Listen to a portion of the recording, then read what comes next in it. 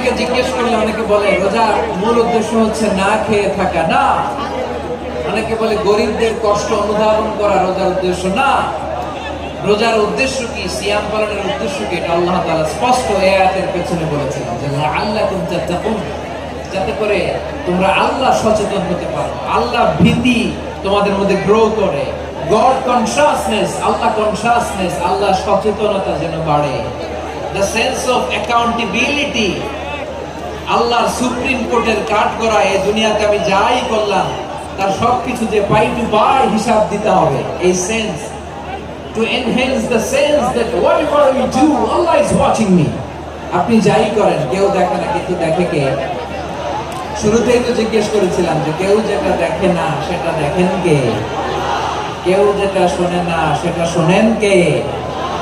এর নাম হচ্ছে লাআল্লাকুম তাত্তাকুন, যাতে করে তোমরা আল্লাহ সচেতন হতে পারো, আল্লাহ ভীরু হতে পারো। দুনিয়া কেউ দেখে না, কিন্তু আল্লাহ দেখে। এটাই রোজার মূল শিক্ষা। আমার প্রিয় ভাইরা, আপনি লুকিয়ে লুকিয়ে ঘরের ভেতরে অন্যায় করেছেন, পাপ করেছেন, আপনার বাবা দেখে নাই, মা দেখে নাই, স্ত্রী দেখে নাই, কিন্তু দেখেছে কে? আল্লাহর চোখ ফাঁকি দেয়া যায়? আচ্ছা, বুঝে থাকলে বলেন তো, সিসি ক্যামেরার চোখ ফাঁকি দেয়া যায় কি যায় না?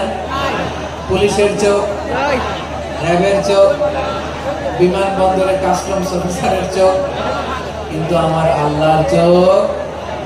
সবাই বলেন, আল্লাহর চোখ ফাঁকি দেয়া যায়? এই সেন্সটা নিয়ে আসেন নিজের মধ্যে। আমি whatever I do, Allah is watching me. যাই করি আল্লাহ দেখে। লাআল্লাকুম তাত্তাকুন।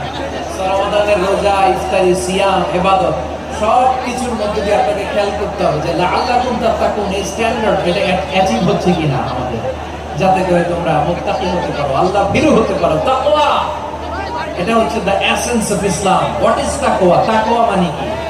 তাকওয়ার সংজ্ঞা অনেকে অনেক ভাবে দিয়েছেন। আমি সরাসরি সাহাবাদের কাছ থেকে একটা সংজ্ঞা আপনাদের শোনাচ্ছি।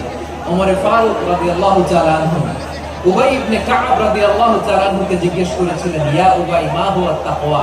হে উবাই, তাকওয়া কি? তাকওয়া কাকে বলে? উবাই ইবনে কাব তিনি প্রশ্নের উত্তর না দিয়ে উনিও আবার প্রশ্ন ছুড়লেন। তিনি বললেন, ইয়া আমিরুল মুমিনিন, আমা সালাকতা তরিকান যা শাউক? আপনি কি কাঁটাযুক্ত রাস্তা দিয়ে মরুভূমিতে কখনো হেঁটেছেন? যে রাস্তার চারদিকে ক্যাকটাস, গুলমলতা আর কাঁটা, হেঁটেছেন? ওমর ফারুক বললেন, নাম, হেঁটেছি। বালা, হেঁটেছি। কাইফা আমিলতা, কিভাবে হেঁটেছেন? ওমর ফারুক বললেন, শাম্মারতু ওয়াজতাহাতু, আমি আমার জামা, জুব্বা, চাদর আঁটো করে গায়ের সাথে এমন ভাবে মিলিয়ে রেখেছি, এমন সাবধানে হেঁটেছি যাতে করে মরুভূমির ক্যাকটাসের গুলমলতার কাঁটা আমার গায়ে বিঁধে না যায়। উবাই ইবনে কাব বলেন, ফাযালিকা হুয়া তাকওয়া। আরে তাহলে আপনি তো ঠিকই জানেন তাকওয়া মানে কি, এটাই তো তাকওয়া। ওই রাস্তা দিয়ে যেভাবে হেঁটেছেন পুরো দুনিয়ার জিন্দেগিটা এইভাবে সাবধানে চলার নামই হচ্ছে তাকওয়া। চিল্লায় বলো ঠিক কিনা? ভাই আপনি বসেন। এই দুনিয়াতে পাপ পঙ্কিলতা থাকবে, শয়তানির হাতছানি থাকবে, অপরাধ প্রবণতা থাকবে, নফসের খায়েশ থাকবে, অন্যায়ের হাতছানি থাকবে। সব কিছুকে দলে মুচড়ে পেছনে ফেলে সাবধান হয়ে এই দুনিয়ার সিরাতুল মুস্তাকিমের পথে চলতে হবে। যে রাস্তা শুরু হয়েছে দুনিয়াতে, শেষ হয়ে গিয়েছে আল্লাহর জান্নাতের ভেতরে। চিল্লায় বলেন ঠিক কিনা? আমার প্রিয় চাঁপাইনবাবগঞ্জের ভাইরা, এটার নামই তাকওয়া। উবাই ইবনে কাব বললেন, ও আমিরুল মুমিনিন, ওই কাঁটাযুক্ত গুলমলতার রাস্তার মধ্যে ঠিক যেমনি সাবধান হয়ে আপনি হেঁটেছেন, এই দুনিয়ার বুকে ওই সাবধান হয়ে চলার নাম হলো তাকওয়া। সুবহানাল্লাহ। তাহলে তাকওয়া কারে বলে? আমার চাঁপাইনবাবগঞ্জের কলিজার টুকরা ভাইরা, বুঝতে পারছেন আপনারা? হ্যাঁ, তাকওয়ার শুধু দুইটা নমুনা আপনাদের সামনে পেশ করবো, আপনাদের ক্লিয়ার হয়ে যাবে। একটা নমুনা তো দিলাম, আরেকটা নমুনা, সেটাও ওমর ফারুক রাদিয়াল্লাহু তাআলা আনহুর জীবন থেকে।